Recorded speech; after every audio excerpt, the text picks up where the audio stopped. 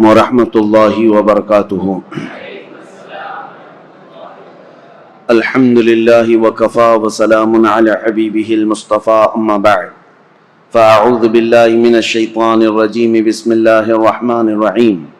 مثل الذین ينفقون اموالهم في سبیل اللہ كمثل حبۃ انبتت 7 سنابل في كل سنبلۃ 100 حبۃ واللہ یضاعف لمن یشاء واللہ واسع علیم۔ صدق اللہ مولانا العظیم۔ بارگاہ رسالت معاذ صلی اللہ تعالی علیہ وسلم میں درود پاک کا ہدیہ پیش کریں۔ اللہم صلی علی سیدنا و مولانا محمد معدن الجود والکرم وآلہ واصحابہ الکرام وابنہ الکریم وبارک وسلم صلاة دائمة سرمدا ابدا۔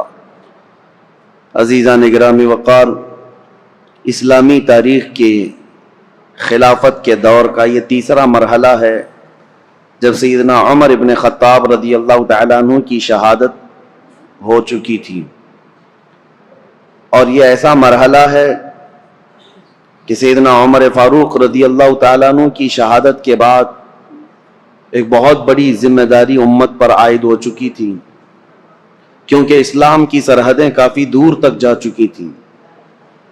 جیسے کہ فتوحات اسلامیہ میں نے عرض کیا ہے،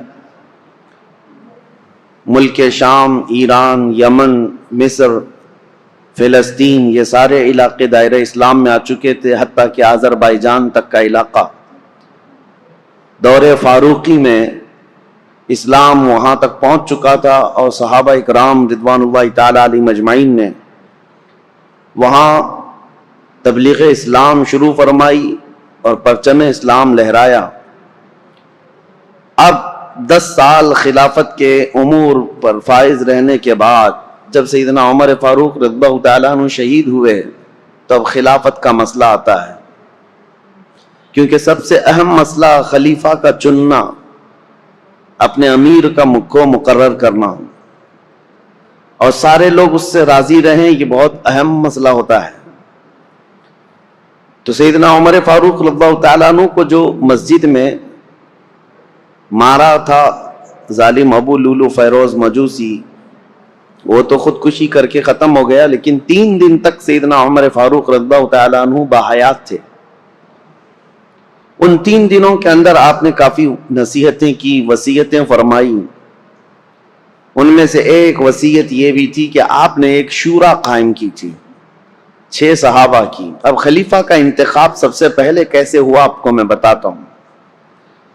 اس سے قبل 2 خلیفہ عام مسلمانوں کی رائے سے متفق سب تھے اس بات پر خلیفہ کا انتخاب ہوا، جیسے حضرت ابو بکر صدیق رضی اللہ تعالیٰ عنہ کا، اور حضرت عمر فاروق رضی اللہ تعالیٰ عنہ کا بھی۔ تمام صحابہ اس وقت جتنے موجود تھے، مہاجرین انصار، سب کا اتفاق تھا۔ یہ اور بات ہے کہ حضرت عمر فاروق کے متعلق حضرت ابو بکر صدیق رضی اللہ تعالیٰ عنہ نے پہلے سے اعلان کر دیا تھا۔ اب حضرت عمر کی شہادت کے بعد، بلکہ حضرت عمر نے اپنی شہادت سے پہلے 6 بڑے صحابہ جو 10 مبشرہ میں سے ہیں، جو رسول اللہ کے نہایت قریبی صحابہ تھے، ان کو طلب فرمایا۔ ان میں حضرت طلحہ ہیں، حضرت زبیر ہیں، حضرت سعد بن ابی وقاص ہیں، حضرت عبد الرحمن بن عوف ہیں، اور پھر حضرت عثمان غنی اور حضرت علی ابن ابی طالب کرم اللہ وجہہ الکریم۔ یہ 6 صحابہ 10 مبشرہ میں سے ہیں۔ ان کے متعلق رسول اللہ صلی اللہ علیہ وسلم نے دنیا میں ہی جنت کی بشارت دی ہے، اور یہ معزز تھے، سابقین اولین میں سے تھے، یعنی سب سے پہلے اسلام لانے والوں میں سے تھے۔ حضرت عمر فاروق رضی اللہ تعالیٰ عنہ نے ان 6 سے کہا کہ تم سب اتفاق رائے سے مسلمانوں کے لیے امیر کا انتخاب کر لینا، کسی خلیفہ کا انتخاب کر لینا، اور زیادہ دن تک مسلمانوں کو الجھن کا شکار ہونے نہ دینا۔ یہاں تک کہ حضرت مغیرہ بن شعبہ رضی اللہ تعالیٰ عنہ ایک صحابی ہیں، ان کو، حضرت ابو موسیٰ اشعری ایک صحابی، ان کو حضرت عمر فاروق رضی اللہ تعالیٰ عنہ نے ایک گھر کے دروازے پر جمع کر دیا تھا۔ یہ 6 صحابہ اندر ہیں، اور کچھ مہاجرین اور انصار صحابہ ہیں، کہ کسی بھی باہر والے شخص کو یہاں اندر آنے نہ دینا جب تک کہ یہ لوگ خلیفہ کا انتخاب نہ کر لیں۔ فتنہ ہو سکتا ہے، نئے لوگوں کا شامل ہونا فتنے کا سبب بنتا ہے۔ حضرت عمر فاروق رضی اللہ تعالیٰ عنہ کی یہ بڑی دور اندیشیاں ہیں۔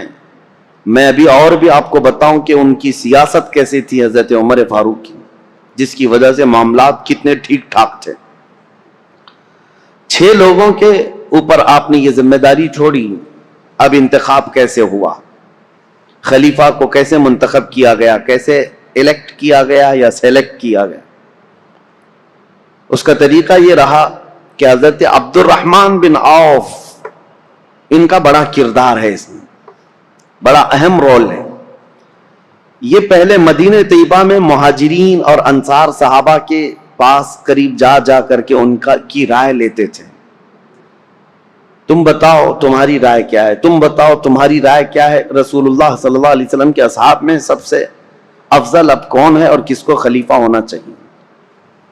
تو اکثر مہاجرین اور انصار حضرت عثمان غنی کے بارے میں کہتے تھے کہ حضرت عثمان بن عفان کو ہونا چاہیے، کیونکہ وہ داماد رسول بھی ہیں اور اسلام پر ان کا بڑا احسان ہے امت پر، اور بڑے فیاض ہیں، سخی ہیں۔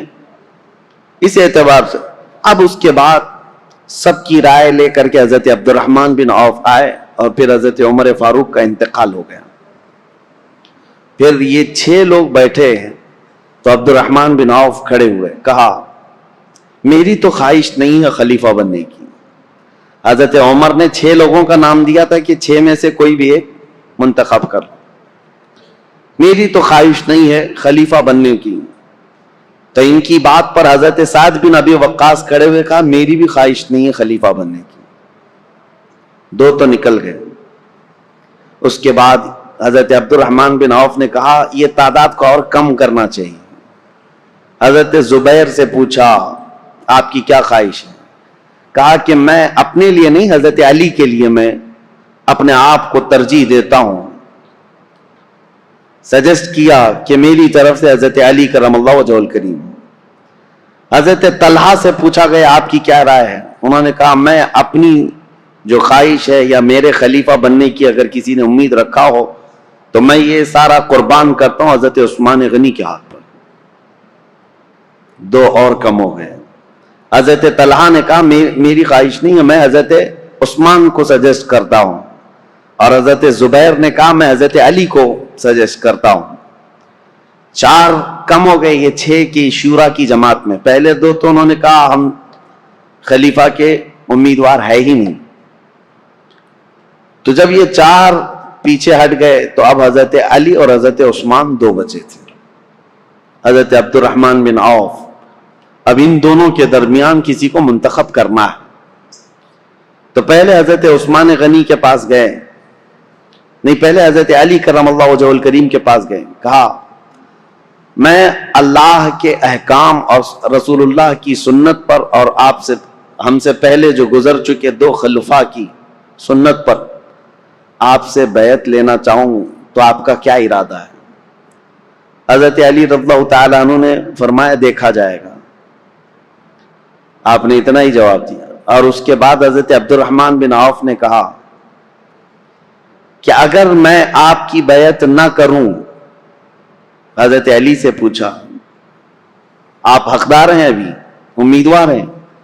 حضرت عبد الرحمن بن عوف خود کہتے ہیں اگر میں آپ کی بیعت نہ کروں تو آپ میرے لیے کس کو مشورہ دیں گے آپ کے علاوہ؟ حضرت علی نے کہا اگر آپ میرے ہاتھ پہ نہیں بیعت کرنا چاہتے ہیں تو میں مشورہ دیتا ہوں کہ عثمان بن عفان کے ہاتھ پہ بیعت کرو۔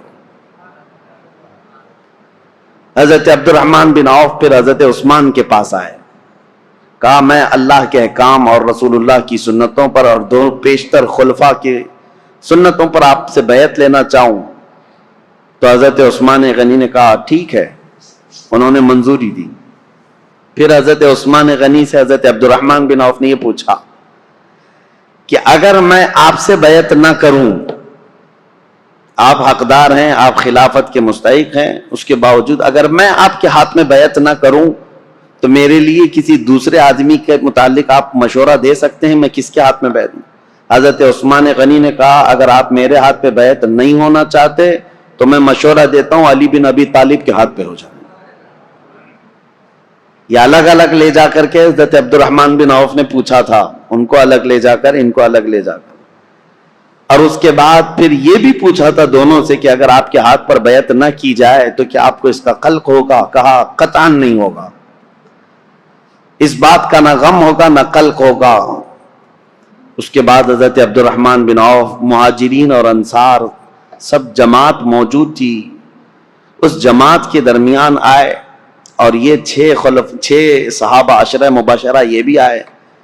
تو حضرت عبد الرحمن بن عوف نے اپنا سارا ماجرا بتایا کہ لوگوں سے میں نے معلوم کیا، اور اس کے بعد حضرت علی سے بھی میں نے پوچھا، حضرت عثمان سے بھی پوچھا۔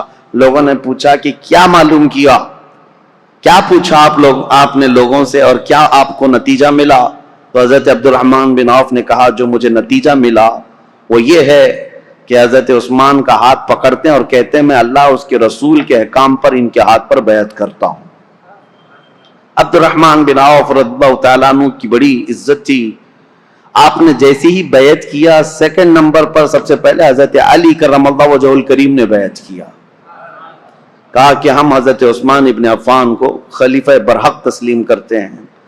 اور اس کے بعد جوق در جوق مہاجرین اور انصار صحابہ کے جتنے بھی جماعتیں تھی، طبقے تھے، سبوں نے حضرت عثمان غنی کے ہاتھ پر بیعت کر لیا، اور بالاتفاق صحابہ کا اجماع ہوا اس بات پر، حضرت عثمان غنی کے ہاتھ پر سبوں نے بیعت کیا۔ لیکن ایک مسئلہ تھا، حضرت عثمان غنی رضی اللہ تعالیٰ عنہ خلیفہ تو مقرر ہو گئے، اس خلیفہ کے انتخاب میں تقریباً 15 سے 20 دن کا عرصہ گزر گیا۔ جب حضرت عثمان غنی رضی اللہ تعالیٰ عنہ تشریف لائے تو چونکہ آپ کی ولادت سے لے کر کے اب تک کے حالات اس سے قبل آپ نے سنا ہوگا، پھر مختصر میں آپ کو بتاؤں۔ مکہ مکرمہ میں شریف النفس تھے، طبیعت کے بڑے خلیق مزاج، اعلیٰ اخلاق کے تھے، شرم و حیا کے پیکر تھے۔ جہالت کے زمانے میں بھی کبھی آپ نے بتوں کی پوجا نہیں کی، نہ کبھی شراب نوشی کی، نہ کبھی جوا کھیلا، نہ کبھی گانا گایا۔ عربوں میں تو یہ سب چیزیں مشہور تھیں۔ اسلام لانے سے پہلے بھی آپ پاک باز تھے، عفت شعار تھے۔ حضرت عثمان خود کہتے ہیں کہ میں اسلام میں 3 نمبر پر داخل ہوا ہوں، اور حضرت ابوبکر صدیق رضی اللہ تعالیٰ عنہ کی تبلیغ پر 3 نمبر پر اسلام لانے والے حضرت عثمان غنی ہیں۔ اور عجیب اتفاق ہے کہ رسول اللہ کے بعد 3 نمبر پر خلیفہ بننے والے بھی عثمان ابن عفان، اسلام میں آنے میں بھی آپ کا 3 نمبر ہے، اور خلفائے راشدین میں بھی آپ کا 3 نمبر ہے۔ حضرت عثمان غنی رضی اللہ تعالیٰ عنہ حضور صلی اللہ تعالیٰ علیہ وسلم کے اصحاب الفیل کا جو واقعہ پیش ہے، اس کے 7 سال بعد پیدا ہوئے تھے۔ 7 سال بعد، بعض حضرات نے کہا 6 سال بعد پیدا ہوئے، حضور صلی اللہ تعالیٰ علیہ وسلم کی بعثت کے 6 سال بعد پیدا ہوئے۔ اس اعتبار سے جب جوان ہوئے تو نبی پاک صلی اللہ تعالیٰ علیہ وسلم نے اپنی ایک بیٹی آپ کے نکاح میں دیا، حضرت ام کلثوم کو، اور ان کے انتقال کے بعد حضرت رقیہ کو، اور حضرت رقیہ کے انتقال کے بعد حضور صلی اللہ علیہ وسلم نے اپنی دوسری بیٹی حضرت ام کلثوم کو نکاح میں دیا۔ اور یہ حضرت عثمان غنی رضی اللہ تعالیٰ عنہ کے متعلق میرے آقا صلی اللہ علیہ وسلم کا فرمان علی شان ہے، انبیاء کرام علیہ السلام میں حضرت لوط علیہ السلام کے بعد یہ پہلے ہیں جنہوں نے اپنی اہلیہ کے ساتھ اللہ کی طرف ہجرت کی، کیونکہ حضرت عثمان غنی حبشہ گئے تھے ہجرت کر کے۔ جو 70 صحابہ ہجرت کر کے گئے تھے مکہ سے، مدینے کی ہجرت سے پہلے ایک اور ہجرت ہوئی ہے، 70 کے قریب صحابہ، اور اس میں عورتیں بھی تھیں۔ اس میں حضرت عثمان غنی رضی اللہ تعالیٰ عنہ اور ان کی اہلیہ محترمہ حضور صلی اللہ علیہ وسلم کی زوجہ، حضور صلی اللہ علیہ وسلم کی بیٹی، یہ ہجرت کر کے حبشہ گئے تھے۔ اس پر ان کی بڑی فضیلت ہے، ان کو صاحب الہجرتین کہا جاتا ہے، 2 ہجرتوں والا، اور ذو النورین کہا جاتا ہے کہ 2 نور والا۔ اور حضور اکرم صلی اللہ تعالیٰ علیہ وسلم نے یہ بھی فرمایا، اب تک روئے زمین پر کوئی ایسا شخص نہیں جس کے عقد میں ایک نبی کی 2 بیٹیاں آئی ہوں سوائے عثمان بن عفان کے۔ حضرت عثمان غنی رضی اللہ تعالیٰ عنہ کے نکاح میں آئی، ایک کے انتقال کے بعد دوسری۔ اور نبی پاک صلی اللہ تعالیٰ علیہ وسلم یہ بھی فرماتے اگر میری 100 بیٹیاں ہوتی ایک کے بعد دیگرے اگر انتقال کر جاتی تو سب میں عثمان کے نکاح میں دیتا۔ حضرت عثمان غنی کے متعلق میرے آقا یہ بھی فرماتے یہ میرے دادا میرے جد امجد حضرت ابراہیم علیہ السلام سے ملتے جلتے ہیں، اور یہ بھی فرمایا کہ عادتوں میں خصلتوں میں حضرت عثمان کے متعلق میرے آقا فرماتے کہ یہ میری عادتوں سے بہت ملتے جلتے ہیں۔